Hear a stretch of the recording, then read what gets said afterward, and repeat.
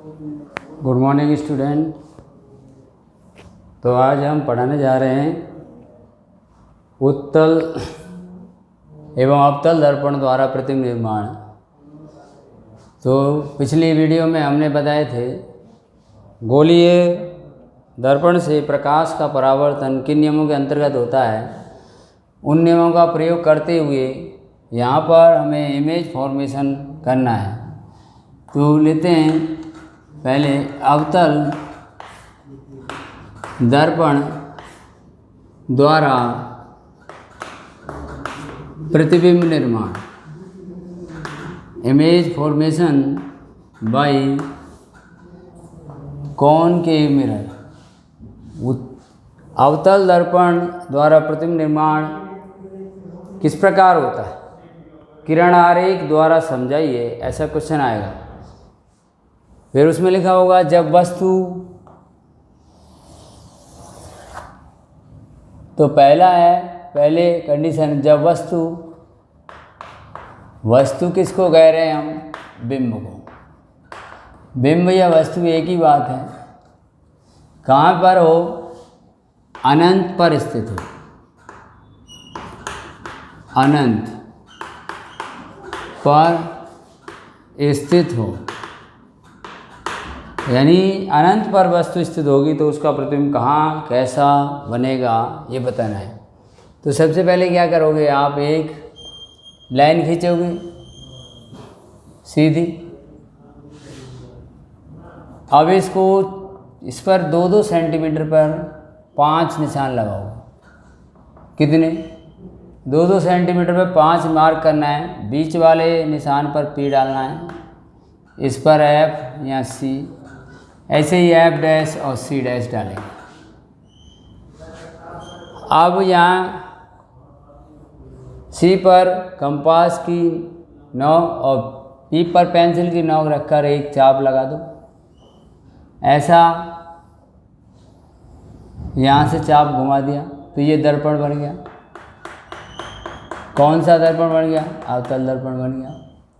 अब क्या करना है हमें, अवतल दर्पण बनाने के बाद क्या करना है, अब इसको देखना है। ये हर एक में यही करना है, एक लाइन खींचनी है, 2-2 सेंटीमीटर पर 5 निशान लगाने हैं और बीच वाले पर अपन को दर्पण बना देना है। अब कह रहा है जब वस्तु कहाँ है, अनंत पर। अनंत का मतलब बहुत बड़ी दूरी पर। तो वस्तु को हम इधर कहीं बहुत दूर रख सकते हैं। तो वहाँ से ये मान लो ये समांतर किरणें आती हैं बहुत दूर से। जो किरणें आती हैं वो कैसी होती हैं, समांतर किरणें होती हैं। तो ये एक किरण समांतर आई और ये समांतर आती है मुख्य अक्ष के, वो कहाँ से जाती है, परावर्तन के पश्चात फोकस से होकर जाती है। ऐसे ही एक नीचे से चला देंगे तो ये भी कहाँ से जाएगी, फोकस से होकर जाएगी। तो जहाँ दोनों किरणें मिलती हैं जाके वहाँ पर प्रतिबिंब बनता है। तो यहाँ प्रतिबिंब बना तो अपन को 3 बातें लिखनी है इसकी, प्रतिबिंब की। क्या लिखनी है, प्रतिबिंब की स्थिति क्या है, कहाँ पर बना है। देखो दोनों कहाँ पर मिली हैं, फोकस पर। तो मुख्य फोकस पर बना है तो ये आप लिख दोगे मुख्य फोकस F पर। ठीक है। आकार कैसा है, आकार छोटा बड़ा ये देखते हैं। मान लो मैंने यहाँ पर वस्तु नहीं रखी, सपोज करो यहाँ आप वस्तु रखते कहीं पर, ये डैश डैश चलाते इससे रे, तो वस्तु इतनी बड़ी है, इमेज कितना बन रहा है, पॉइंटेड, बिंदुवत। तो आकार कैसा हुआ बच्चों, बहुत छोटा। कैसा हुआ, आकार बहुत छोटा हो गया। और उसकी प्रकृति कैसी है, प्रकृति नेचर कैसी है, यहाँ पर प्रकृति कैसी है, देखो वास्तव में जा रही हैं और वास्तव में यहाँ मिल रही हैं तो ये वास्तविक बनेगा। और वास्तविक कैसा होता है, हमेशा उल्टा होता है, इसलिए वास्तविक उल्टा बनेगा। यहाँ उल्टा सीधा दिखाई नहीं दे रहा क्योंकि प्रतिबिंब बहुत छोटा है। माइक्रोस्कोप से देखोगे तो दिखाई देगा। तो पहला जो कंडीशन है, जब प्रतिबिंब जब वस्तु कहाँ पर हो, अनंत पर हो, तो प्रतिबिंब कहाँ बना, मुख्य फोकस पर, बहुत छोटा बना, और वास्तविक और उल्टा बना। ऐसे ही अब हर एक कंडीशन में क्या करेंगे, वस्तु को आगे खिसकाते जाएंगे, वस्तु को आगे खिसकाते जाएंगे। जैसे मान लो दूसरे बार में क्या करें हम, जब बिंब 2f से परे हो, यहाँ इधर, या हम लिखें ये, जब बिंब अनंत हुआ C के मध्य, C मीन्स वक्रता के मध्य हो,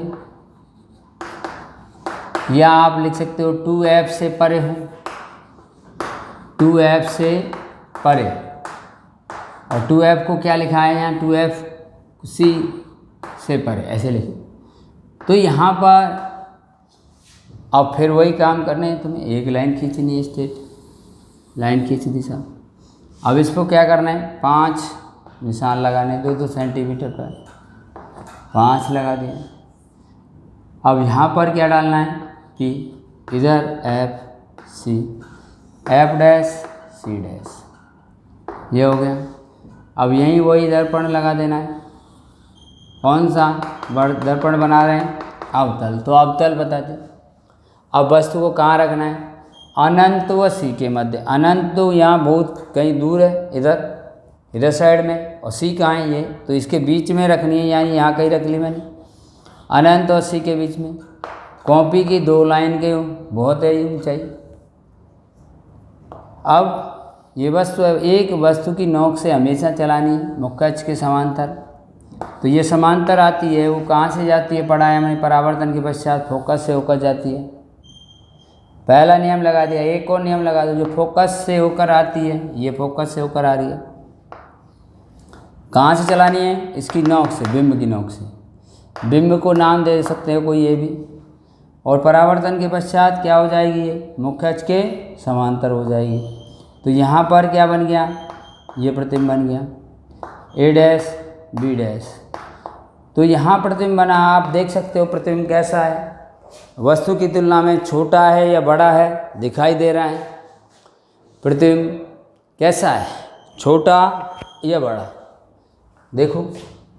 तो प्रतिबिंब की स्थिति कहाँ पर है वो देखिए, स्थित कहाँ पर है, देखो कहाँ स्थित है, ये कहाँ बना है, C और F के मध्य, C व F के मध्य बना है। और इसका आकार देखिए आप, साइज कैसा है, इसकी तुलना में, वस्तु की तुलना में ये साइज देखो, नापो कैसा मिलेगा, इसकी तुलना में ये छोटा दिखाई दे रहा है, तो यहाँ लिख देंगे छोटा है। और देखो वास्तव में ये किरणें जा रही हैं यहाँ से, वास्तव में मिल रही है, डैश डैश नहीं जाए, डैश डैश जाएँ तो आवासी, ऐसे डॉट डॉट करके।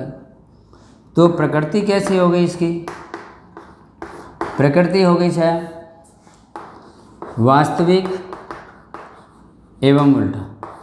कैसा हो गया, वास्तविक एवं उल्टा बन गया साहब, करेक्ट। अब देखिए आप, और चलते हैं। तीसरी स्थिति क्या आती है, आप आधा हिस्सा इधर बढ़ाते जा रहे हैं, यहाँ पहले अनंत पर थी, अब यहाँ आप कहाँ रख दोगे, वक्रता केंद्र पर रख दो।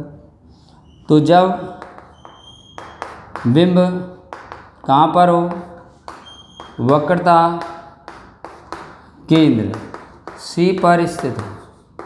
अब C पर स्थित हो तो क्या होगा, वो फिर वही लाइन खींचेंगे, ये लाइन खींच दी, स्ट्रेट लाइन।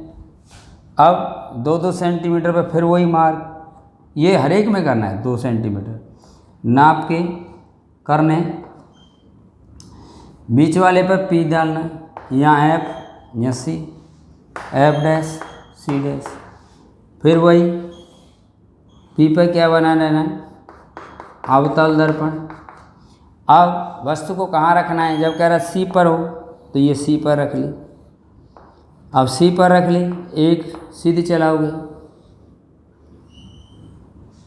एक क्या करते हैं, मुख्य अक्ष के समांतर चलाते हैं। पहला नियम सब में लगाना है। और ये कहाँ से जाएगी, परावर्तन यहाँ से लौटेगी, कहाँ से जाएगी, फोकस से होकर जाएगी।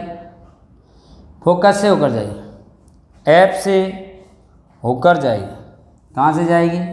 ऐप से। तो ये ऐप से गई भाई, ठीक है। अब एक फोकस से होकर जाना है,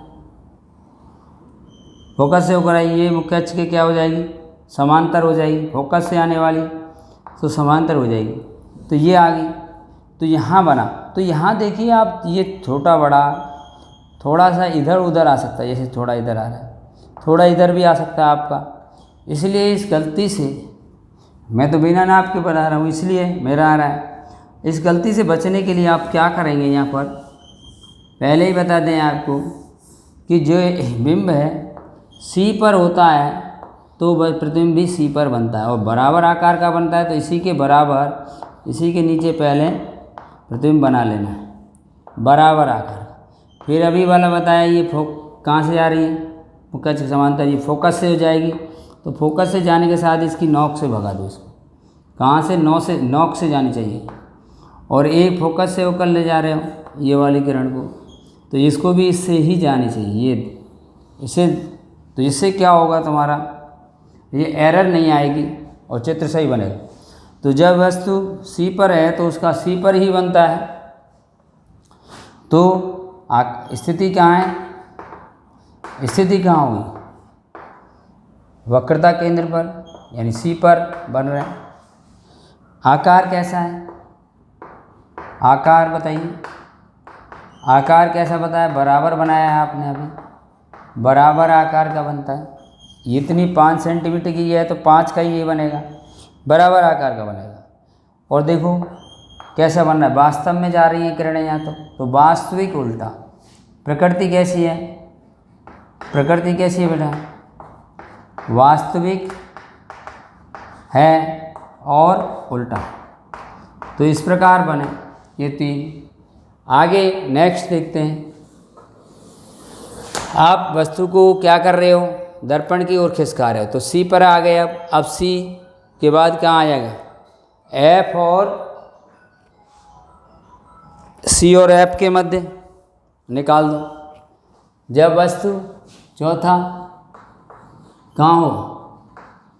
जब वस्तु या बिंब सी व एफ के मध्य स्थित हो तो क्या होगा?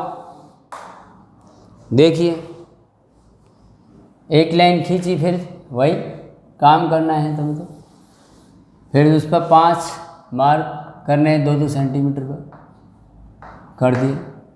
P D F C, F dash C dash. यहाँ बीच वाले पे क्या है? दर्पण बना देना है पी पे। ये अवतल दर्पण बन गया तुम्हारा। अब क्या करोगे? कहाँ रखनी है वस्तु? देखो, सी और एफ के मध्य। तो अपन को कहाँ रखनी है? सी और एफ के मध्य रख ली, 2 लाइन के बराबर ये। अब पहला नियम लगाते हैं, इसकी नोक से चलाएंगे सीधी सीधी। देखो अब ये यहाँ टकराएगी, वो कहाँ से जाएगी?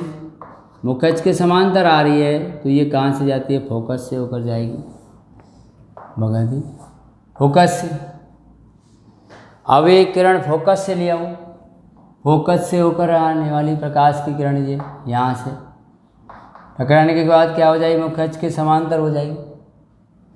समांतर होगी तो यहाँ मिली, तो ये यहाँ बना प्रतिबिंब।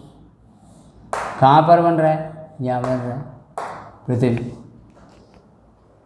तो यहाँ पर आप देखिए, यहाँ पर प्रतिबिंब की स्थिति कहाँ पर है? स्थिति देखिए आप, स्थिति कहाँ पर है? सी से परे, सी से परे, या लिख सकते हो या अनंत व सी के मध्य है। सी से और पीछे बन रहा है ना। तो यहाँ आकार देखिए आप, आकार आप इसको और इसको बताओ। तो ये बिंब है और ये क्या है? प्रतिबिंब। बताइए कौन बड़ा है? प्रतिबिंब बड़ा है, दिखाई दे रहा है। देखो तो आकार कैसा हो गया? बड़ा हो गया। अब यहाँ पर प्रकृति देखिए, प्रकृति वही देखो वास्तविक किरण जा रही है और यहाँ मिल रही है हर बार की तरह ही। तो प्रकृति कैसी है, वास्तविक एवं उल्टा। वास्तविक उल्टा हो गया। अब नेक्स्ट कंडीशन लेते हैं 5 में। जब बिंब यानी वस्तु अब की बार कहाँ है, और आधा स्थान आगे खिसकनी है, यहाँ पे एफ पे ले आओ। फोकस एफ पर स्थित हो। कहाँ पर स्थित हो, फोकस पर। अब एफ पर रखनी है वस्तु को, फिर एक लाइन सीधी खींचो हुई। अब उसको क्या करना है, 5 मार्क कर रहे हैं 2-2 सेंटीमीटर की दूरी पर कर लिए। बीच वाले पे पी, इस पर एफ और इस पर सी, एफ डैश और सी डैश। यहाँ पर क्या कर रहे हैं, बीच वाले पर अवतल दर्पण बना रहे हैं, क्योंकि अवतल दर्पण द्वारा प्रतिबिंब निर्माण बताया जा रहा है। उत्तल द्वारा होता तो उत्तल बनाता, क्यों। अब कहाँ रखनी है आपको, वस्तु को बताइए कहाँ रखनी है, एफ पर। ये क्या है, ये क्या है, एफ, तो यहाँ रख दी वस्तु को, यहाँ रखेंगे। अब ये किरण सीधी चलाएंगे, ये सीधी चला दी, ये कहाँ से होकर जाएगी, फोकस से होकर जाएगी भाई, फोकस से होकर गई। पहला नियम सब में लग रहा है। अब दूसरा, तीसरा, चौथा कोई भी नियम लगाओ। मैं ये लगा देते हैं, चलो ये मुख्य अक्ष के ध्रुव पर आपतित कोण मुख्य अक्ष के साथ जितना कोण बनाती है, परावर्तित किरण भी उतना ही कोण बनाती है। तो ये उसी कोण से यहाँ थीटा, तो ये दोनों समांतर आनी चाहिए, ध्यान रहे। ये रेखाएं कैसी आनी चाहिए, समांतर। समांतर रेखाएं आपको पता है कहीं नहीं मिलती। मान लेते हैं अनंत पर मिलेंगी, तो प्रतिबिंब कहाँ पर बनेगा, अनंत पर, पाताल लोक में जाके बनेगा, तो अनंत पर बनेगा। अब इसका आप देखिए यहाँ पर स्थिति क्या है, प्रतिबिंब की स्थिति बता रहे हैं। प्रतिबिंब कहाँ पर बनेगा, हम कह रहे हैं पाताल लोक में जाकर, अनंत पर। कहाँ बन रहा है, अनंत पर बन रहा है भाई साहब। आकार कैसा है, अब बताओ, यहाँ से तुम अनंत की दूरी नापोगे तो वो भी क्या होगी, बहुत बड़ी भाई। यहाँ से मान लो ज़मीन तक की भी नापूं तो भी बड़ा होगा। तो अनंत पर जो प्रतिबिंब बनेगा इस लाइन से क्या होगा, बहुत बड़ा, पाताल लोक में बन रहा है। तो कैसा हो गया ये, बहुत बड़ा, बहुत बड़ा बनेगा। प्रकृति कैसी है देखो, प्रकृति वही वास्तव में ही जा रही है, फिर भी किरणें, तो वास्तविक ही बनेगा। तो वास्तविक और उल्टा, वास्तविक प्रतिबिंब कैसे होते हैं, उल्टे। एक कंडीशन और है अभी छठी, इसमें क्या कर रहे हैं, अब की बार क्या कर रहे हैं, और आगे रख लें वस्तु को यहाँ। जब बिंब कहाँ पर हो, एफ व पी के मध्य हो, एफ व पी के मध्य स्थित हो, यानी हर बार हम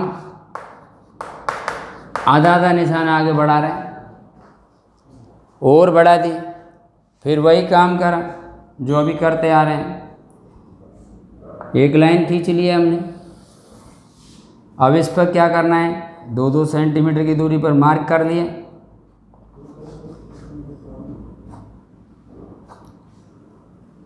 अब बीच वाले पर पी, इस पर F, C, F dash, C dash, और यहाँ ये दर्पण बना दिया, बन गया पी पर। अब क्या कर रहे हो, कहाँ रखनी है वस्तु को, एफ और पी। एफ और पी कहाँ है, ये रहा पी, ये एफ, तो कहाँ रखोगे, यहाँ रखोगे। यहाँ रख ली वस्तु या बिंब। और बिंब से क्या करते हैं, इसकी नोक से एक सीधी चलाते हैं मुख्य अक्ष के समांतर। वो कहाँ से आती है, फोकस से होकर आती है वापस आगे, ठीक है।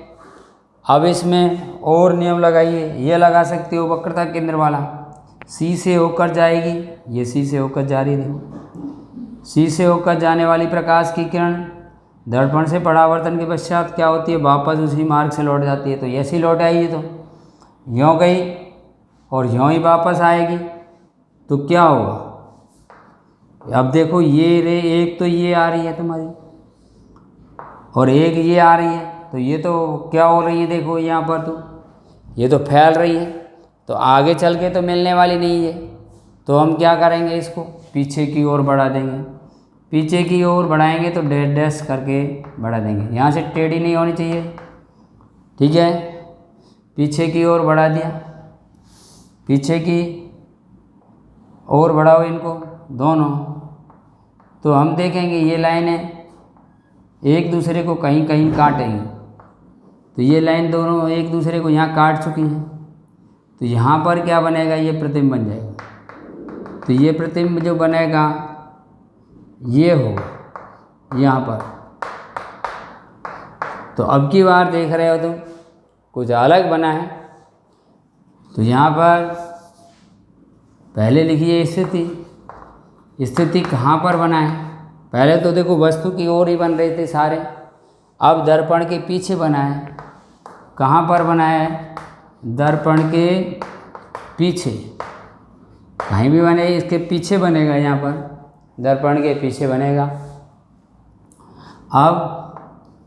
अब इसका आकार देखिए, आकार कैसा है, वस्तु देखो यहाँ पर ये है और प्रतिबिंब ये है, इन दोनों में से बड़ा कौन है, देखो ये छोटी है ये बड़ी है, तो प्रतिबिंब कैसा हो गया, बड़ा बड़ा।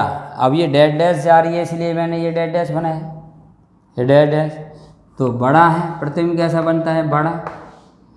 प्रकृति देखिए आप, प्रकृति कैसी है, प्रकृति डैश डैश रे जा रही है, यहाँ पर डार्क से जा रही थी सब में, यानी वास्तव में जा रही थी, यहाँ पर वास्तव में नहीं जा रही है।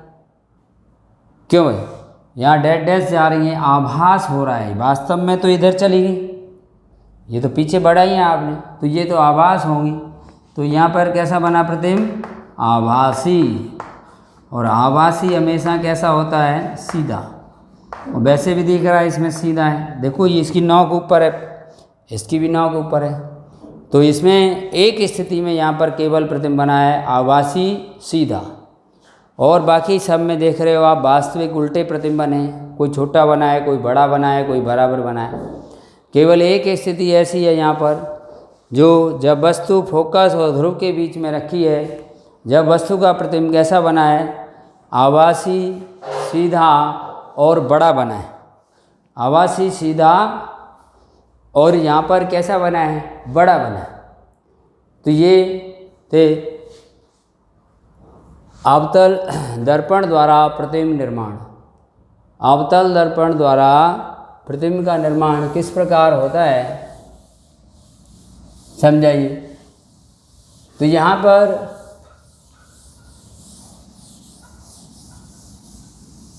हमने अवतल दर्पण द्वारा बने प्रतिबिंब के विभिन्न स्थितियों का अध्ययन किया है। अब इसके उपयोग देखते हैं, उपयोग क्या है, अवतल दर्पण के उपयोग। अवतल दर्पण के उपयोग लेते हैं। तो पहला, इस दर्पण का उपयोग, देखो यहाँ पर ये वाली स्थिति जो आ रही है इस दर्पण में, इसमें बड़ा बन रहा है, सीधा बन रहा है, तो इस दर्पण का उपयोग सेविंग दर्पण के रूप में होना चाहिए। क्योंकि यहाँ पर देखो पास ही रख के बनाते हैं हम, सेव दर्पण को पास रखते हैं, तो इस स्थिति में चेहरे का प्रतिबिंब कैसा दिखेगा, बड़ा दिखेगा। तो चेहरे का बड़ा प्रतिबिंब देखने के लिए हम इस स्थिति का प्रयोग कर सकते हैं। तो इस दर्पण का उपयोग सेविंग दर्पणों में किया जाता है, सेविंग दर्पण में, यानी सेव दाढ़ी बनाने में सेविंग दर्पण के रूप में किया जाता है। नंबर 2, दंत चिकित्सकों द्वारा, डेंटिस्ट जो होते हैं, दांत का बड़ा प्रतिबिंब देख लेंगे, बड़ा और सीधा प्रतिबिंब देखने के लिए इसका उपयोग करते हैं। देखा होगा एक चम्मच सी होती है, उसको अंदर ऐसे फंसा देता है डाढ़ के और अंदर, और उसमें डाढ़ का प्रतिबिंब दिखता है, और वो क्या करता है, चिमटी से डॉक्टर करता रहता है, क्योंकि उसका डाढ़ का बड़ा प्रतिबिंब दिखाई देता है, उसको आसानी से नसें दिखाई देती हैं। तो दंत चिकित्सकों द्वारा इस दर्पण का उपयोग किया जाता है। दंत चिकित्सकों द्वारा दाढ़ दांत का ऑपरेशन करने में इसका उपयोग किया जा रहा है। अब देखिए गाड़ियों की जो हेडलाइट है, जैसे अपनी बाइक की या किसी की देखी होगी तुमने, ऐसे यहाँ पर लाइट होती है तो यहाँ पर ये चमकीली सतह धसी हुई सी होती है, और यहाँ कहीं उसका बल्ब लगा रहता है, ये बल्ब। तो और वो हेडलाइट क्या करती है, सीधी लाइट रोड पर मारती है प्रकाश को, ऐसे जाता है। तो गाड़ियों की हेडलाइट में हम इसका उपयोग करते हैं, चाहे बस की हो चाहे मोटरसाइकिल की हो। देखना जो बल्ब लग रहा है तुम्हारा आगे का, उसके अंदर वाला ऐसा दर्पण मिलेगा, धसा हुआ, चमकीली सतह कैसी हुई मिलेगी, इधर से धसी हुई मिलेगी। तो हम कह सकते हैं कि इस दर्पण का उपयोग गाड़ियों के अग्रदीपों में यानी हेडलाइटों में किया जाता है। ऐसे ही टार्च का कुछ होता है, टार्च या सर्च लाइट देखा है तुमने, घर में टॉर्च होती है ना, टॉर्च बोलते हो, उसका भी यही होता है फंडा। तो टॉर्चों में भी हम इसका उपयोग करते हैं, टॉर्च या सर्च लाइट, ऐसी टॉर्च होती है ना कुछ। तो इसमें भी यही दर्पण प्रयोग हो रहा है। ये क्या करता है, ये भी समांतर किरण पुंज प्रकाश का पैदा करता है। तो यहाँ बल्ब लगा रहता है। तो ये अंदर वाला है दर्पण, वो कौन सा है, यही है अवतल दर्पण।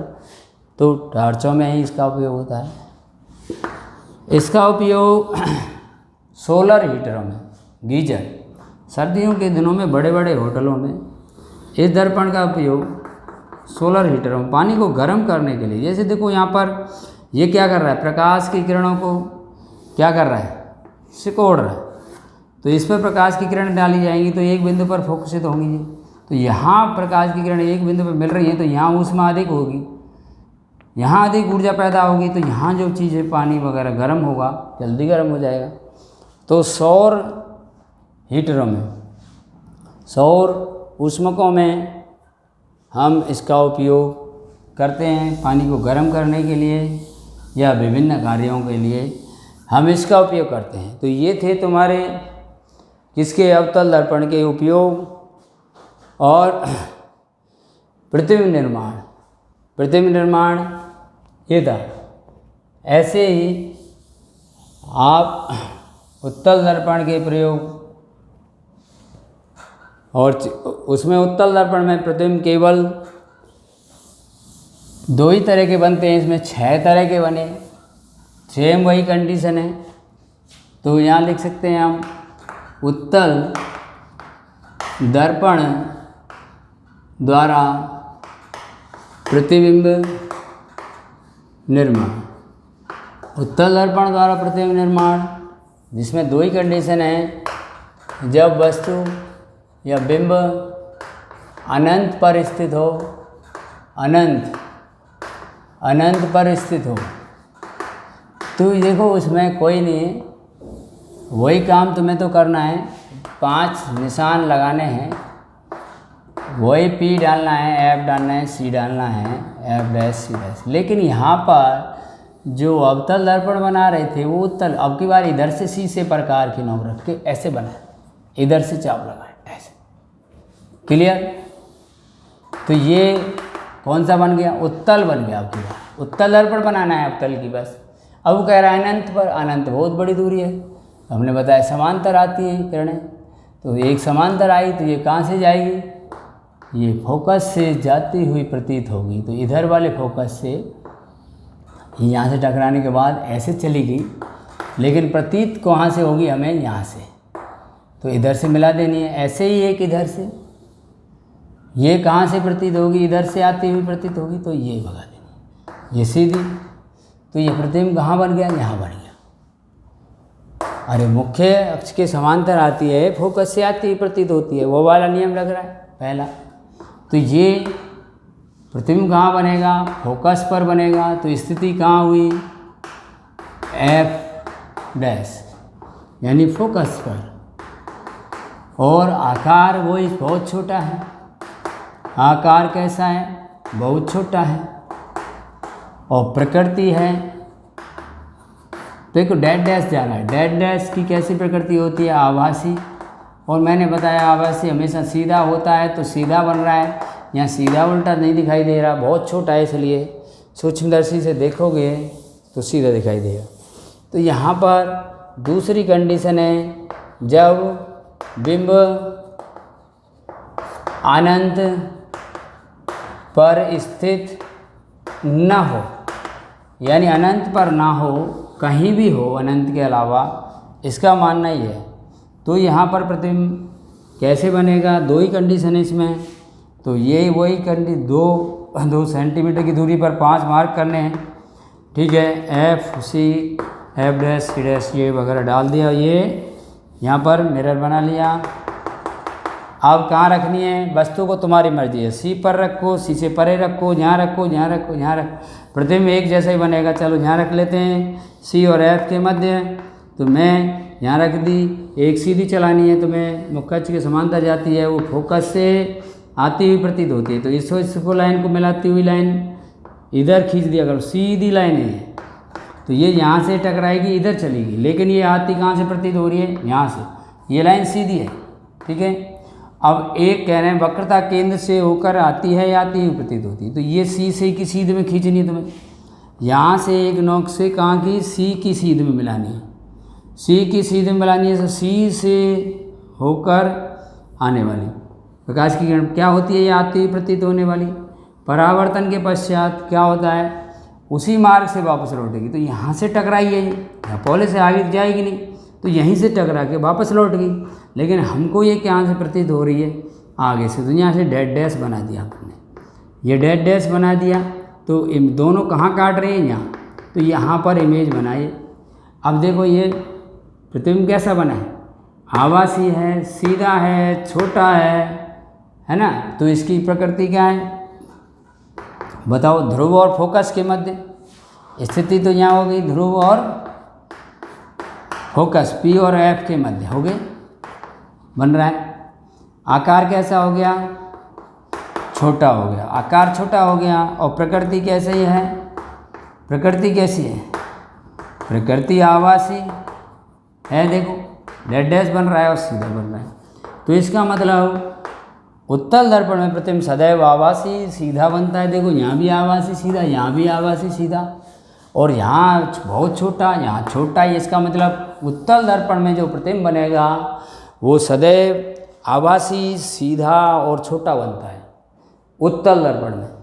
तो उत्तल दर्पण में जो प्रतिबिंब बनता है आभासी सीधा और छोटा बनता है। ये उत्तल दर्पण के उपयोग बताइए।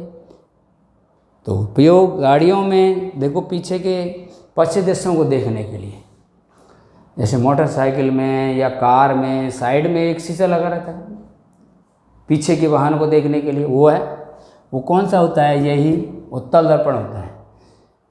वाहनों में पीछे के पश्चिम दृश्यों को देखने के लिए इसका उपयोग किया जाता है। अब पेपर में ये भी आ सकता है क्यों किया जाता है।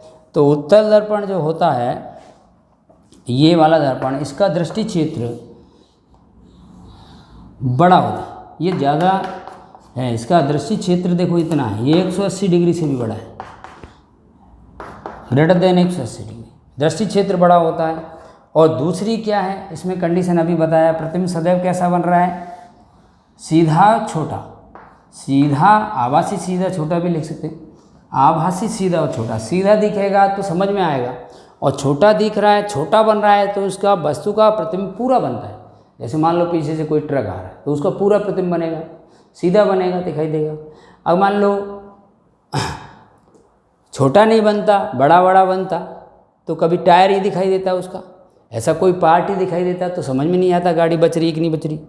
तो ये चीज़ें यहाँ पर हम देखते हैं। एक तो इसका दृष्टि क्षेत्र बड़ा होता है, ये लिखना है। दूसरा, इसमें प्रतिबिंब सदैव कैसा बनता है, आभासी सीधा और छोटा बनता है, इसलिए हम इसका उपयोग करते हैं।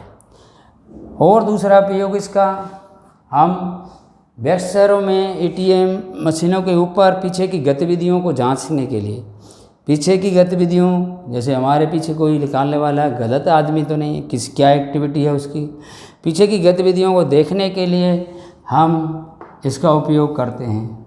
बड़ी बड़ी इमारतों वीआईपी कॉलोनियों में हम इसको कैमरे के पास पोलों पर लगा दिया जाता है, जिससे वहाँ की बड़ी बड़ी बहुमंजिला इमारतों का पूरा प्रतिबिंब सीधा और छोटा प्रतिबिंब देखने में इसका उपयोग किया जाता है। जैसे कहीं से किसी ने मान लो गोली वोली चला दी खिड़की में से, तो पता लगेगा कहाँ से चली है, तो इसका उपयोग ऐसे यहाँ पर हो रहा है। इस प्रकार ये तुम्हारे उत्तल अवतल द्वारा प्रतिबिंब निर्माण थे। अब आगे का नेक्स्ट वीडियो में बताते हैं। Thank you, have a nice day. मिलते हैं नेक्स्ट वीडियो में।